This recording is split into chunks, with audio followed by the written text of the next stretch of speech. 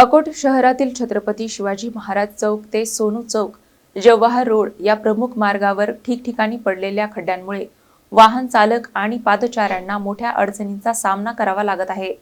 नागरिकांनी तातडीने रस्त्यांच्या दुरुस्तीची मागणी केली आहे। अकोट शहरातील छत्रपती शिवाजी महाराज चौक ते सोनू चौक जवाहर रोड हा सर्वाधिक वर्दळीचा आणि महत्त्वाचा मार्ग मानला जातो। दररोज शेकडो वाहने आणि हजारो नागरिक या रस्त्यावरून प्रवास करतात।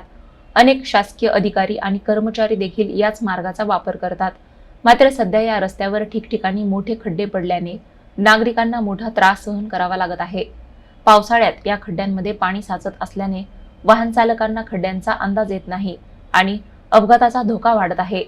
पादचाऱ्यांनाही या मार्गावरून ये-जा करताना अडचणींचा सामना करावा लागत आहे। शहराच्या मध्यवर्ती भागात या महत्त्वाच्या रस्त्याची झालेली दुरावस्था पाहता नगर परिषद प्रशासनाने तातडीने खड्डे बुजवून रस्त्याची दुरुस्ती करावी अशी मागणी नागरिकांकडून जोर धरत आहे।